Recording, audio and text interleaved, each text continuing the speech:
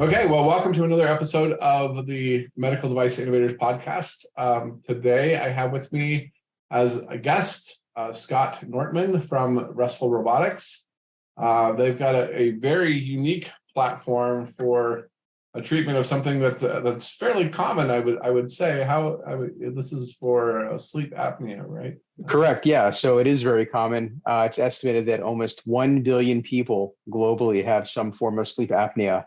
And they estimate somewhere between 30 and 50 million adults in the United States alone have some form of sleep apnea. It's a very, very common condition, and Wow. it's underdiagnosed. So, they estimate that it's going to be growing at about 10% per year for at least the next 10 years in terms of new cases and diagnoses of this condition. Okay. And before we dive into kind of your solution for that and Restful Robotics, want to give us a little bit of background, how you ended up where you're at now? Sure, yeah. So high-level background, degree in engineering, electrical and computer engineering from the University of Florida. Studied robotics and embedded systems, worked in Silicon Valley as my first job out of school at Lockheed Martin's research center in Palo Alto. So moved straight out to the Bay Area. And after doing that for a few years, doing some robotics development there, I did consulting in the Bay Area for a couple of years in product design, and then ended up moving back to South Florida for a job at Mako Surgical. And if you don't know Mako is the pioneer for bringing robotics into the orthopedic space, surgical robotics there. So worked in their R&D group for maybe 10 years. They got acquired by Stryker, and I stuck around for a little bit, but then I decided to leave and went to Magic Leap. So I was part of Magic Leap doing, the augmented reality goggles. And after Magic Leap, I focused on my company. I'm doing consulting now and trying to get Restful Robotics going. Great. And Restful Robotics does what? Restful Robotics is developing the first robotic solution to address the poor compliance problem with sleep apnea. So the gold standard of care for treating obstructive sleep apnea is something called positive airway pressure, or PAP. Sometimes it's referred to as CPAP, continuous positive airway pressure, but there's other PAP variants. And this therapy essentially requires the patient to strap a mask to their face and have a small bedside ventilator that delivers pressurized air to the patient. And the big idea is that, the PAP pressure keeps the soft tissues from collapsing in your throat so you can breathe. This technology is very mature. It was invented over 40 years ago. And there's many companies that have PAP products out there, and it works when it's used. There's a lot of scientific evidence, a lot of data supporting that if you use PAP therapy, there are benefits, and you no longer suffer the consequences of untreated sleep apnea, which are significant. So if you have apnea and it's not treated, there's many comorbidities: stroke, AFib, hypertension, diabetes, chronic fatigue, and on and on. So if you have sleep apnea, wow, you really want to get it treated. So the problem is that although CPAP works, more than 50% of the patients do not comply with their therapy long-term. So you have the gold standard, 50% of the population does not want to use the gold standard. There's a big problem. Okay. Now there are some alternative treatments. There's surgery, there's implantables, there's dental devices, but nothing works as well as CPAP. So you really would like to get the patient to use the gold standard. So the idea with Restful Robotics is we're introducing robotics into the equation, and the robot allows the patient to fall asleep normally without anything on their face. No masks, no straps, no tangled hoses. We integrate a perception system so the patient falls asleep normally, and then after they fall asleep, our robot can gently place and hold the mask on their face throughout the night. So that's the big idea. It addresses really the three major concerns that patients list. So claustrophobia. So you no longer will get claustrophobic because you can fall asleep normally. Leaky masks. You no longer have leaky masks because our system can detect if the therapy is not being delivered properly, and it will readjust and reapply the pressure on your face to ensure that you're getting the right therapy. And the other big complaint is ripping masks off in the middle of the night. So patients often say, hey, I went to bed with the mask on, but when I woke up, it was off my face. Many patients semi-consciously pull it off in the middle of the night. So we can address that as well with our robot. We can detect it, momentarily retract, and then replace the mask on their face. So that's the big idea. Okay, so it is a physical robot with a mask that places it on the patient when they're asleep. Exactly. Okay. Exactly. I imagine there were a number of technical challenges that went into that development. Where are you right now in terms of that development? Great question. So yes, there are a lot of challenges. I think the biggest challenge, which we'll have to address when we have a better functioning prototype, is patient acceptance, usability of the system. That'll come later on. Initially, we're focused on some of the technical sides to prove that we can do it. So the first challenge is, can you robustly place a mask on a patient using face tracking and state-of-the-art computer vision? We don't want to have a cumbersome solution that would, for example, require fiducials to be placed on the patient. We want just, computer vision alone in a robust way. So that means, can you detect it from large oblique angles? Can you handle partial occlusion? Can you handle other things that you may expect to be within the field of view of the camera system? So we've designed and built and prototyped, a robust mask placement system. So there are some videos that I could share at a later time where we have the robot with a computer vision system. It can see a patient's face, and just based on the image of the patient alone, it can localize the facial features it needs. It understands how the robot has to move, and then it safely and effectively places the mask on the patient's face automatically. And I imagine a lot of this has to be done using IR or something else, or is it all visible light? Excellent question. Yes, it's IR. So the camera that we're using is an off-the-shelf camera from RealSense. These work in the IR spectrum, 850 nanometers. So the nice thing is that the patient cannot see any of the light. So it works in complete visible light spectrum darkness. So the cameras are very robust for the dark bedroom environment. Nice. And what's the path forward from here? So where you're at versus where, launch, how far out is that? Well, we have a staged approach. So right now we're in a fundraising mode. So we're trying to raise some initial capital to get to the next big milestone for the company, and that would be real clinical data. So we're trying to raise to make a system suitable for use in a clinical environment. So we have some great medical advisors on our medical board that all run sleep labs at different universities throughout the country, some top universities, and they're eager to get a system in their university so they can try it out. We want to do a study to show the improvement in compliance using robotically placed masks. So that's what we're trying to fundraise for, to continue the development so we get to that point. Nice. Okay. Yeah. And then obviously once you have that clinical data, that's when you can take it forth into the rest of the market and exactly and finish the approvals and things. Exactly. Nice. Okay. So your background, it sounds like you started you've kind of always been in robotics and, kind of the AI, the VR side of things, I guess. What are some of the things that you've learned along the way about medical robotics versus other types? It's always harder than you think. When I was younger and earlier in my career, I used to always say, "Oh, that's easy to do. I could do that, no problem. I'll get that done for you in a couple of weeks." And it always ends up taking 3, 4, 5 times longer than you initially expect. And the things that you initially worried about that would be hard are not the things that really give you the challenges in the end. Those are some of the things that I've learned. So now I think you have to try and close the feedback loop per se. Like when you think of a task and how long it's going to take, you realize that you thought it would be easier earlier, but now it's actually going to be longer. So you need to kind of keep closing the loop on that so you get better with your estimates.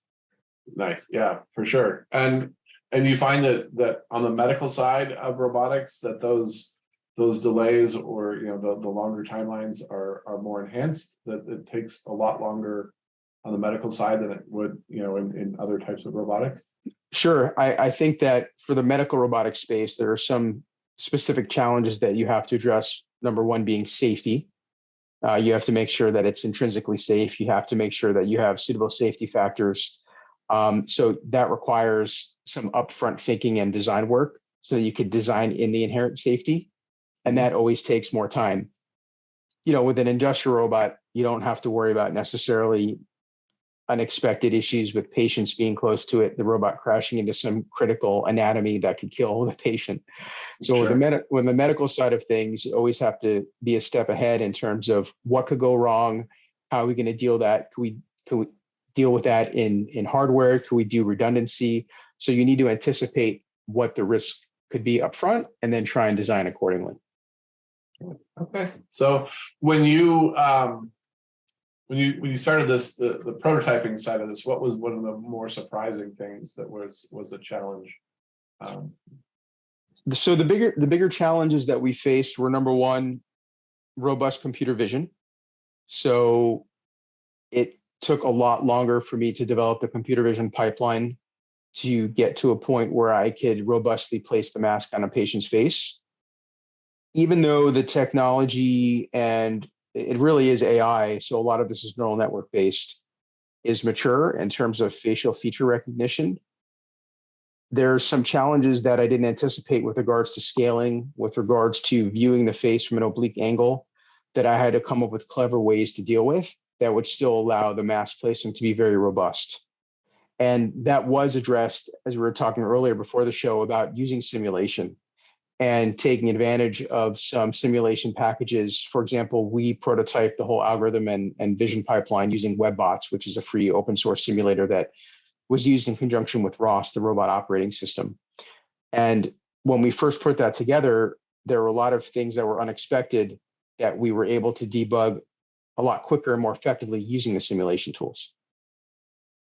so rather than building prototypes and having to churn revisions on physical arms and vision systems, you're able to change those specs on the simulation side, do a lot more virtual prototyping, I guess. And Yeah, absolutely. So for example, when I first started looking at some of the facial feature tracking and looking with a camera before I jumped into the simulation, I noticed that as you would move the camera from a straight on view to an oblique view, the scaling would change, or the relative locations of the points, they weren't always fixed with respect to the patient's anatomy. And that was, and I observed that with the real camera, but then we started doing it in simulation and it was even worse. And it was a consequence of the facial feature recognition pipeline we were using. It's just the way it worked, that when you looked at it from straight on versus the oblique angles, there were some shifts. And because I'm doing 3D triangulation, those influenced the approach. They led to errors. So I had to come up with a very smart way to deal with that. And I had to do it in simulation at first. Otherwise, it would have taken me 4 or 5 times as long with a physical prototype to try this out. So it was much quicker doing it in simulation. you had mentioned using machine learning as an approach that you're using for kind of the motion control for the learning side of things. So right now the machine learning component is based on using some off-the-shelf feature trackers for facial feature recognition. So we're using some open source feature detectors, and those are based on machine learning techniques. Longer term, we do envision using the large scale simulations. For example, you may have seen some of the NVIDIA demo videos where they have thousands of robots learning and optimizing path trajectories for picking up different components. We plan on leveraging that to make our approach more robust, smoother. Right now, it's a bit of a think, plan, act type of approach, where the robot looks at the features, it thinks about all the different parameters, and then it plans a small move. It moves, it thinks again, and it kind of iterates. And that's visible when you can see some of the live demos we have. We'd like to get to the point where it's a much more smoother, quicker approach trajectory. And we'll get there once we leverage these tools that do customized machine learning for that purpose. Are you concerned at all about the regulatory pathway, given the incorporation of machine learning and some of the things that the FDA is just now starting to get some framework around how to approve devices like that? I think it's something obviously everyone that's in AI and machine learning has to address. I think fortunately for the type of machine learning that we're going to take advantage of, optimal trajectories for robot path generation, we can do a lot of validation on that. It's not as amorphous. So this is a more of a concrete thing that we're going to look into, and we can do tons of actual testing to validate that the learned algorithms work well under a variety of conditions. So I think, at least from Restful's perspective, we're in a bit of a better position in terms of the machine learning approach we're going to take and how we're going to leverage that. I could understand for less concrete applications, let's say diagnoses, cancer, different things, looking at images. I think it would be a bit more difficult to validate, but for ours, I think we won't have a problem validating. You got some pretty clear cut, end results, right? Like exactly placed or not. It's where it needs to be, or it's exactly. Not, right? So exactly. Yeah, exactly. That's fantastic. Yeah. So as far as the rest of the treatment, so once you have the mask and it's positioned correctly in front of the patient's face, is there any sort of control over the positive pressure side of things, or is that, yes, is that patient specific as well? I unfortunately don't know that much about CPAP. Sure, no problem. So the original therapy, when it was developed, was called CPAP, continuous positive airway pressure, and it essentially just consistently streamed pressurized air to the patient. Over time, that's evolved into a variety of different sort of PAP therapies. You have BiPAP, which is different levels, auto PAP, which ramps the PAP, servo-wing PAP, which controls to a pressure. There's something called IntelliPAP, all these different sort of PAP modalities, which essentially leverage sensing and the ventilator technology to optimize delivery for the patient, either based on the type of apnea they have, based upon the sensitivities of the patient, based upon their needs, some of their anatomy. So there's a whole variety of different PAPs, but essentially it comes down to computer algorithms. So, it's a ventilator that blows pressurized air. It's sensing technology, sensing that the air pressure, the air flow rates are correct within the needed parameters. We plan on integrating a ventilator in our robot because we are going to leverage knowledge of the flow rates and the different delivery to the patient, and we're going to control on that. So one of the unique things about Restful, and we filed IP around this, is the ability to not only place and hold the mask, but because we're integrating the ventilator, we are going to be able to actually sense and correct to ensure that we have proper therapy delivery, which is something that other companies can't do, because other companies, well, they can sense, for example, that you've pulled their mask off or that the proper therapy wasn't delivered for this duration. Well, we'll be able to sense that as well, but we can actually do something about it, which is what's unique about Restful Robotics. Get it in there, reposition if it starts to see kind of an error on that. Exactly. So if there's an anomaly with the flow rates, anomaly with the patterns, we can actually, either push a little bit harder, we can shift the mask because we know the relative location of the mask with respect to the patient's face. So we can actually correct for that and do something about it. And some of the demos I noticed on the website, in the image, it seems to list the pulse oximetry as well, in terms of like oxygen saturation, that sort of thing. Right. Is that something that you can get from the imaging system, or? Yes, it is. So it's amazing. There's been a lot of progress, and there's many off-the-shelf solutions available. It's called photoplethysmal polysomnography. And yeah, it's quite a long word, but you can actually look at some of the image characteristics over time and deduce respiratory rate, heart rate, blood oxygen saturation. And the great thing is this works well within the infrared imaging spectrum, as well as looking at the patient's face. Specifically, there's been a lot of companies that have developed solutions that look at their forehead region. So because our robot is placing a mask on their face, we're well positioned to be able to capture that data. So we do plan on integrating the PPPG is what they call it for short, into the product so that we can understand what the different parameters are. And then from that, we estimate their sleep state. Okay. So I guess I could envision a point in the future where the robot's just kind of monitoring things, and when the obstruction becomes an issue, or the oxygen level starts to drop, that's when it intervenes and starts to place things. So you don't have to track all night long over the patient. You just kind of monitor. Exactly. On-demand therapy. Yeah, perfect. Yeah, right. So as the patient needs it, we can deliver the therapy as they need it. And in addition to that, the requirements from insurance are the patient needs to use the mask for a minimum of 4 hours per night for 70% of the nights per month. And that's the minimum threshold set by insurance. So if the patient wants to, for example, program in, hey, just meet the minimum threshold, we can enable that, right? So as long as they've met the 4 hours, then the robot can retract. So that's another feature that we would offer with the Restful technology. And you had mentioned earlier having IP around specific technologies. As you've gone through this development process and have learned different pieces and parts of it, developed new things, how important is that IP and having an IP strategy for a startup company like Restful Robotics? I think it's very, very important, if not one of the most important things, right? I mean, you need to develop something new and novel, and then you need to make sure that you can protect these ideas. So to be honest, when I first started the company, really the first move I made was filing IP, right? And this dates back to, before COVID. I think maybe a year before COVID, I started filing some initial IP on this, right? I wanted to make sure that really that was the first thing that I jumped into. Now, people have different opinions on that. Some people say, well, you need to make sure that there's a market need. But for me, my perspective is I really think I'm solving a big problem. As we talked about earlier, the gold standard has a 50% non-compliance rate. There is a need for a better option. I believe robotics is a solution. So that's why I moved on it.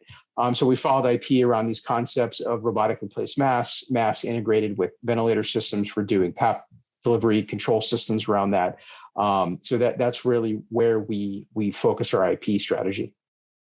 Do you have a formalized process for capturing that IP amongst you and everyone working on it?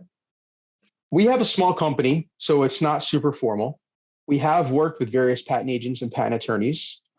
Some patent attorneys that have filed IP and built entire portfolios for some big robotics companies that have had successful exits.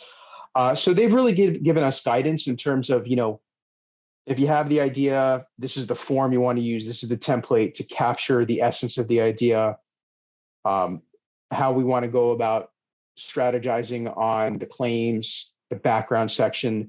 And I really work hand in hand very, very closely with my IP attorney for filing, especially these earlier patents. I spent many, many, many hours, conversations on the phone, video calls, reviewing the drafts and iterating on it to make sure that my ideas and the expansion of the ideas were captured within the specification and the claims.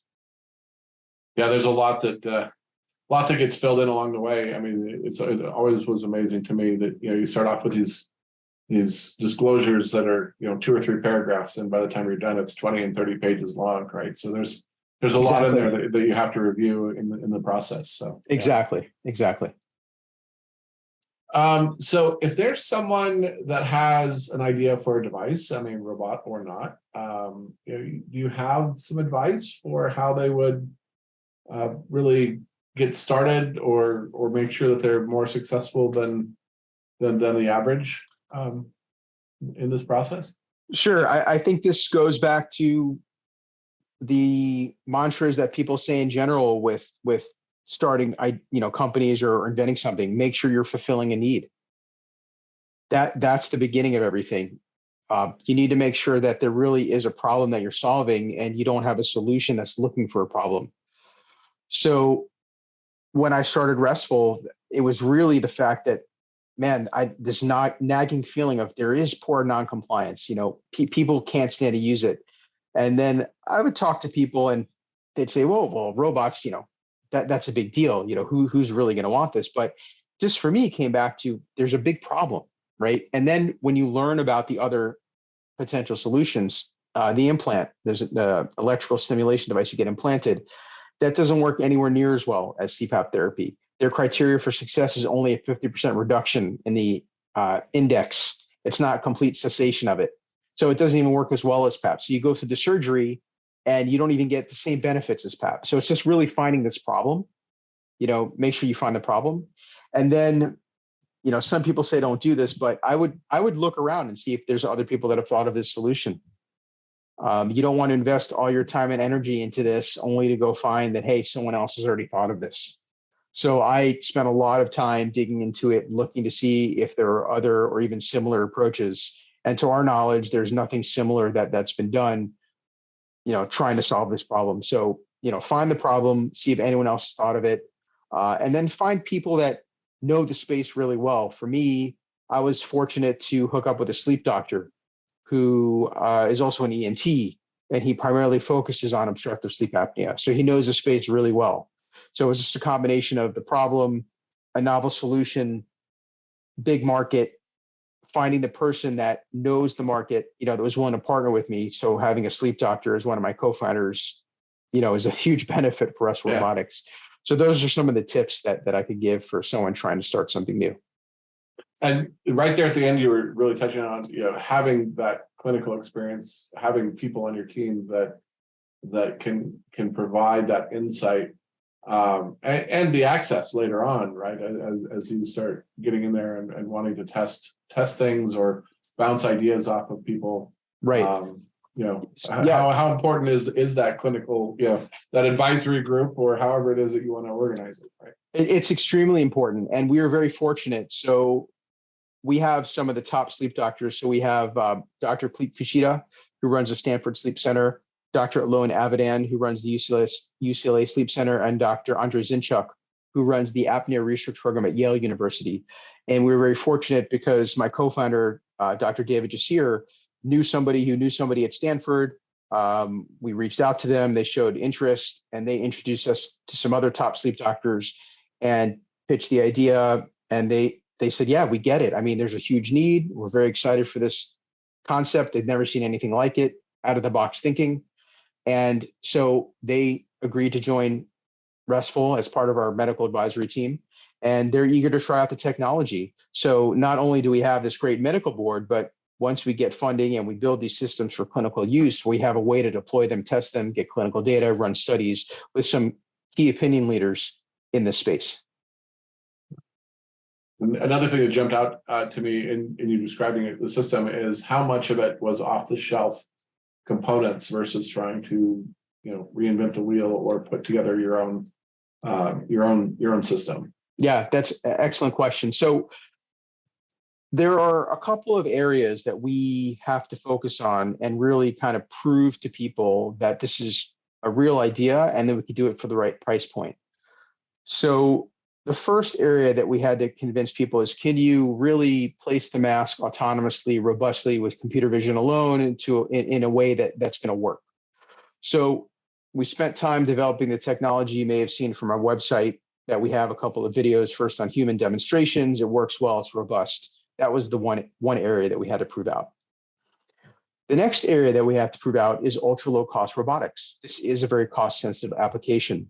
And the market really won't tolerate significant additional costs over some of the existing technology. So it's really important for us to prove to people that we can make an ultra low cost robotic system that meets the needs for the application. So application specific robots. There's a couple of other examples of this in the medical space. For example, there's a company called Exact Robotics where they're doing some percutaneous automated guided needle procedures. And they designed an application-specific robot because they didn't need to use an off-the-shelf large arm. They made one specifically for that application that was optimized. And we're doing the same thing. So when we wanted to first prove out the first idea with the computer vision off-the-shelf robot, didn't want to focus on making a robot. But now I have to prove to people that I can make an ultra-low-cost robot that's effective, that works. So we have designed and built and prototyped ultra-low-cost robotics. The thing about this application is there are very forgiving requirements as compared to a typical industrial robot. So we don't need to move, 1 to 2 meters per second. We don't need to carry 50, 100 gram, kilogram payloads. We don't need to operate 24/7, right? We can use these lower cost commodity components that are application specific. So we're building an ultra low cost plastic robot that's going to be priced competitive with some of the premium CPAP systems. And that's what we're working on that development right now. And if you go to our website, you can see some of our first proof of concepts of that. Is that where the price constraints come from? Is CPAP systems? You want to be competitive in terms of the higher end ones, yeah. So like the auto PAPs or the premium systems that include, the additional features. Now, longer term, we could perhaps consider lower end systems that have less features, for example, less degrees of freedom that maybe don't accommodate, the tossing and turning that can approach from the side. But we could remove some of the components to get it to where it's closer to some of the lower end systems. But right now we're targeting, the premium CPAP systems, and we're going to have the premium features that are in line with those costs. Nice. But the other thing I wanted to mention, sorry, I just want to mention that we have a razor blade business model. So the companies that do well in the space, they make all their money from the disposables. So all of our users are going to have to buy our proprietary disposable component. So it's not like this one-time sale of the robot.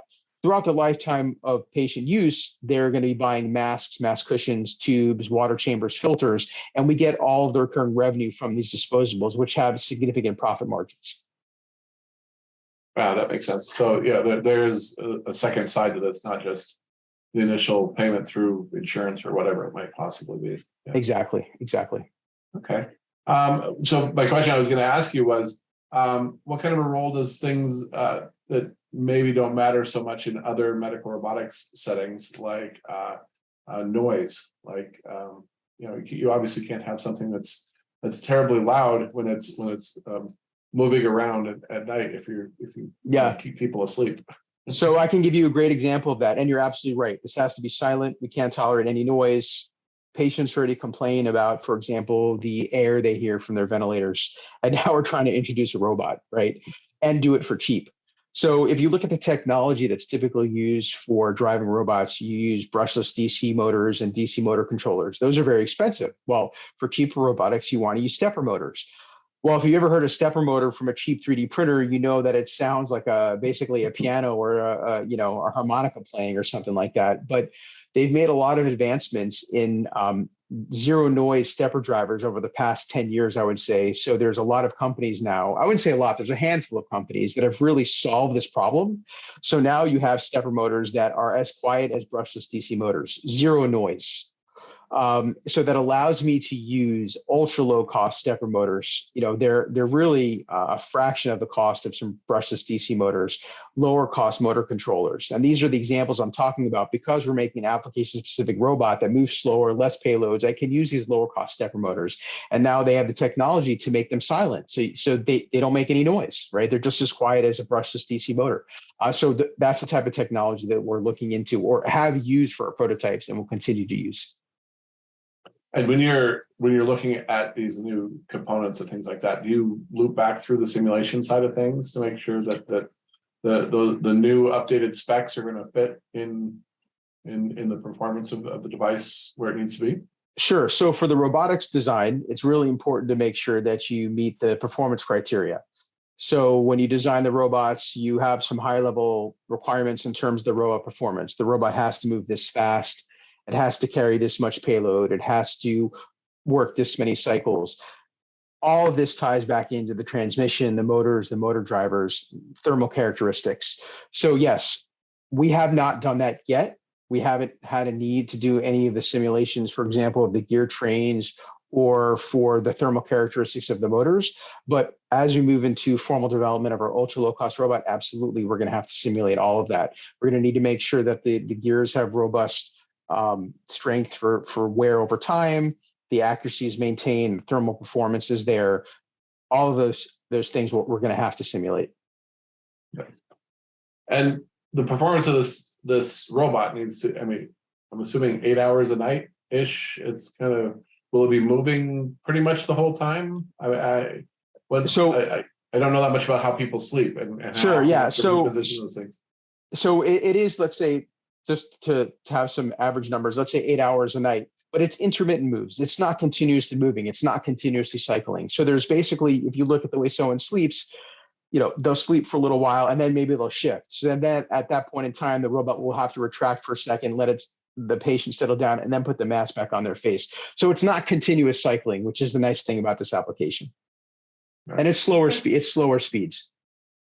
Nice. So what's next for you outside of the raising money side of things? So once we raise the money, so then we're going to focus on developing the clinical system. So like I was saying before, we have a great medical advisory team. They have access to patients. They see the need for this. They want to validate the concept of robotically placed masks. So once we close our fundraising round, we're going to develop a system for clinical use to get that first set of initial clinical data, run that study. We have high confidence we're going to do well. It's going to make a difference for these patients that are struggling. And then we plan to raise some more capital execute on the low-cost robotics development and start bringing that to market. Nice. Okay. And for people that are interested, the ones with the deep pockets that now you've convinced that to invest in this, or even people that just want to know more about it in terms of and keep track of where you're at, that are potential patients or whatever, how would they get a hold of you? Sure, they can just go to restfulrobotics.com. So go to Restful Robotics. You can see our prototypes in action. You can see how things work. There's an email address. You can subscribe for future updates, and then you can send me an email, info@restfulrobotics.com. Nice. Okay. All right. Well, thank you very much for being on today. I think we covered everything from fundraising through clinical and the technical aspects and the IP. I mean, there's obviously a lot that goes into developing new devices, bringing them to market from, just from ideas. And it sounds like you guys have come a long ways already. Thank you. I'm super excited about see how this turns out, because I would love to see a solution like that. I know that CPAP patients push back on going to bed with masks on, and I mean it's completely understandable to me why why compliance is only 50% after a short amount of time. So yeah, I agree, and I really appreciate you having me on your show. It's been great. I certainly learned some. I'm sure that everybody else did as well. And maybe we'll have you on again sometime in the future, and you can tell us about how those clinical trials went. Sure, sounds good. Thank you. All right, thanks. Thanks.